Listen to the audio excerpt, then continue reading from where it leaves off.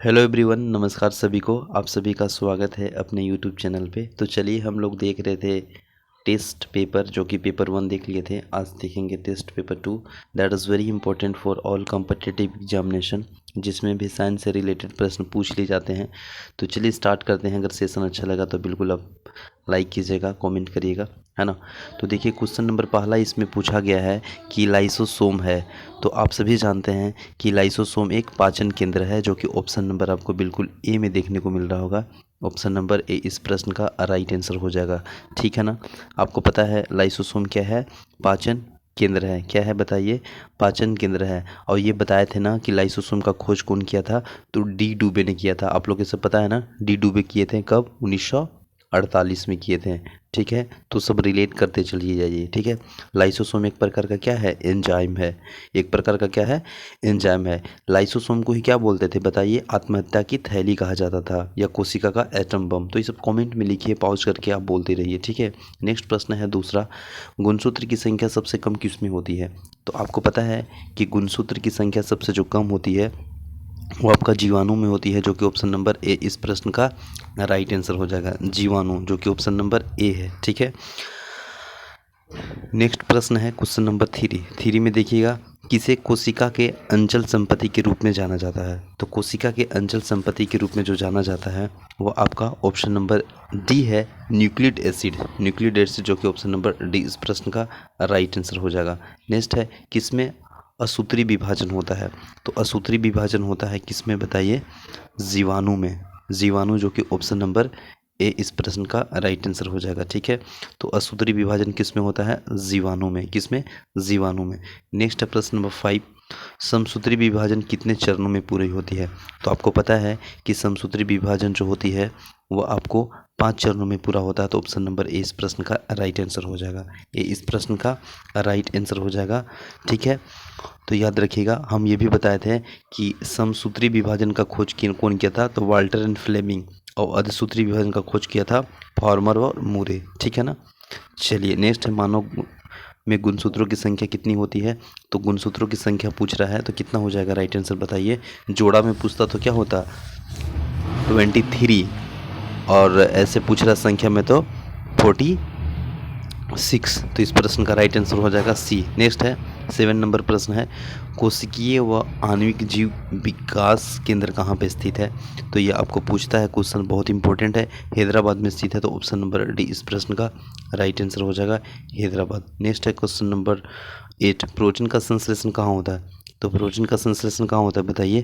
Protein का संश्लेषण होता है राइबोसोम में, ऑप्शन नंबर बी। नेक्स्ट है, आनुवंशिक उत्परिवर्तन होता है। तो आनुवंशिक उत्परिवर्तन होता है किसमें? क्रोमोसोम में। तो ऑप्शन नंबर सी इस प्रश्न का राइट आंसर है। नेक्स्ट है, आनुवंशिकता शब्द प्रयोग सर्वप्रथम किसने किया था? तो यह किया था आपका, बोलिए कौन? W Watson, option number C. Next है, निम्नलिखित में से किसने बड़ा कोशिकांग है? तो यह सबसे बड़ा जो कोशिकांग है वो हो जाएगा आपका प्लास्टिड, ऑप्शन नंबर सी, है ना। नेक्स्ट है क्वेश्चन नंबर, गोल्जी काय का प्रमुख कार्य क्या है? तो आपको पता है कि गोल्जी काय का प्रमुख कार्य क्या है बताइए? गोल्जी काय का प्रमुख कार्य है स्वन, स्रवन। तो ऑप्शन नंबर डी इस प्रश्न का राइट आंसर हो जाएगा। डी यहाँ पे देखिएगा, यहाँ थोड़ा सा स्क्रीन में हाइट हो गया है ना, 1 मिनट रुकिएगा ना, 1 मिनट। ये देखिए डी है, ठीक है। नेक्स्ट है क्वेश्चन नंबर 13 में देखिए पूछ रहे हैं कि न्यूक्लियस की खोज सर्वप्रथम किसने किया था? तो आपको पता है ना कि न्यूक्लियस का खोज कौन किया था? तो कौन? ब्राउन। ऑप्शन नंबर डी इस प्रश्न का राइट आंसर है। तो न्यूक्लियस का खोज कौन किया था? ब्राउन ने किया था, ठीक है। ब्राउन याद रखे थे हम लोग कि रॉबर्ट ब्राउन ने किए थे किसका खोज? तो न्यूक्लियस का, ठीक है। और यह कहाँ के वैज्ञानिक थे? तो बताइए ना, कहाँ के थे? और नहीं, वह न्यूक्लियक अम्ल का जो खोज किए थे वह थे आपका जर्मन वैज्ञानिक, ठीक है। तो इसका ऑप्शन नंबर डी इस प्रश्न का राइट आंसर हो जाएगा, ठीक है ना।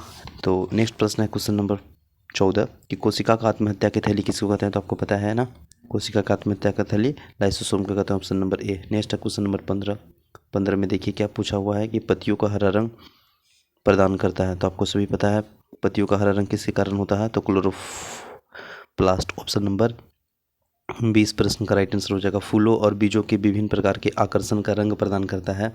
तो ये बिल्कुल किसके कारण? क्रोमोप्लास्ट, जो कि ऑप्शन नंबर आपको बी में देखने को मिल रहा है ना। नेक्स्ट है क्वेश्चन नंबर 17, आरएनए का प्राथमिक कार्य होता है। तो आरएनए का जो प्राथमिक कार्य होता है प्रोटीन संश्लेषण। Option number B. टमाटर में लाल रंग किसके कारण होता है? तो हम सभी बताए थे ये टमाटर में लाल रंग होता है किसके कारण? तो ये हो जाता है आपको lycopene, lycopene, lycopene. Option number C, option number C, option number C. टमाटर में लाल रंग लाइकोपीन, हल्दी में पीला रंग जेंथोफिल, पपीता में पीला रंग किसके कारण? क से था किरियोकाइजेनित, और सेब में लाल रंग एंथोसाइनिन, मिर्च में लाल रंग कैप्सेथीन, और गाजर में कौन सा वर्ण? कैरोटीन। आई होप आप याद कर पा रहे होंगे। नेक्स्ट है 19 नंबर, आनुवंशिकता का पिता का जनक किसको कहते हैं? तो आनुवंशिकता का पिता के जनक जो बोलते हैं वह मेंडल को बोलते हैं। ऑप्शन नंबर ए।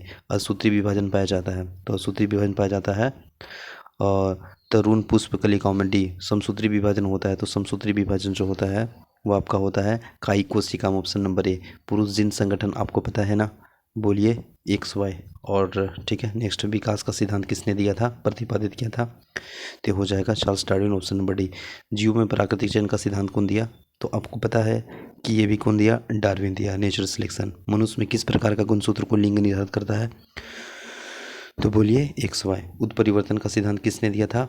तो ये आपका राइट आंसर हो जाएगा ड्यूजो और ब्रिज। ऑप्शन नंबर सी इस प्रश्न का राइट आंसर हो जाएगा। नेक्स्ट है क्वेश्चन नंबर 27। नेक्स्ट है 27 में देखिए इंपॉर्टेंट है, हल्दी में पीला रंग। अभी हम तुरंत बताए थे ना कि हल्दी में पीला रंग किसके कारण, बताइए ना? जेंथोफिल। Option number C. प्रकाश का संश्लेषण में सहायक होता है।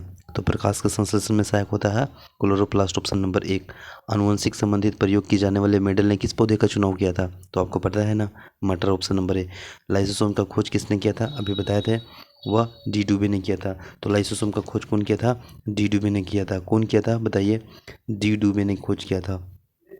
ठीक है, तो याद रखिएगा लाइसोसोम का खोज डी डुबे ने किया था। और 1948 में लाइसोसोम एक प्रकार का क्या है? एंजाइम है। तो लाइसोसोम के बारे में याद रखिएगा, आत्महत्या के थैली कोशिकाओं का एटम बम। ऑप्शन नंबर ए। नेक्स्ट है, एक जीन एक एंजाइम का सिद्धांत किसने दिया था? दैट इज़ वेरी इंपॉर्टेंट प्रश्न पूछा हुआ है। तो Beadle and Tatum. Option number B. Next है, डीएनए का डबल हेलिक्स मॉडल किसने दिया था? तो डीएनए का डबल हेलिक्स मॉडल जो दिए हैं वो आपके कौन है? Watson and Crick. Option number A. Ribosome किससे बने होते हैं? तो राइबोसोम जो बने होते हैं वह बताइए आरएनए एंड प्रोटीन। जी, ऑप्शन नंबर बी। कोशिका का एंटम बम अभी तुरंत हम बताए थे ना, कौन? लाइसोसोम। लाइसोसोम जो कि ऑप्शन नंबर सी है। और इसका खोज कौन किया है बताइए? बताइए, बोलिए बोलिए। डी डुबे। कब? 1948 में। तो कोशिका का एटम बम और आत्महत्या के थैली लाइसोसोम। ओके, चलिए बिल्कुल, बहुत बढ़िया। जीन बने होते हैं तो आपको पता है ना, जीन किससे बने होते हैं? बोलिए बोलिए, पॉज करके वीडियो। पोलियो न्यूक्लियोटाइड से। ऑप्शन नंबर पोलियो यहाँ पे है लास्ट में, जी। ठीक है, नेक्स्ट है, जीवन की उत्पत्ति किस काल में हुआ है? तो आपको पता है कि ये जो हुआ है वह प्री कैम्ब्रिज काल। ऑप्शन नंबर सी हो जाएगा। लास्ट क्वेश्चन है, आनुवंशिकता का मूल इकाई क्या है?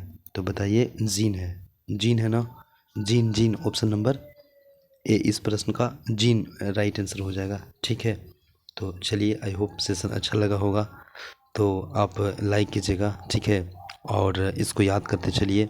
काफ़ी इजी प्रश्न है बट इम्पोर्टेंट है। और ये प्रश्न पूछा गया है कि जिन शब्द का प्रयोग सर्वप्रथम किसने किया था? तो विल्हेल्म जोहान्स ने किया था 1909 में, है ना। और आनुवंशिकता का मूल इकाई किसको बोलते हैं? तो जीन को बोलते हैं। तो thank you so much for watching this video. 8 से 9 मिनट में दैट इज़ वेरी इंपॉर्टेंट प्रश्न को देखे हैं। तो मिलते हैं नेक्स्ट मिनट में। जय हिंद, थैंक यू।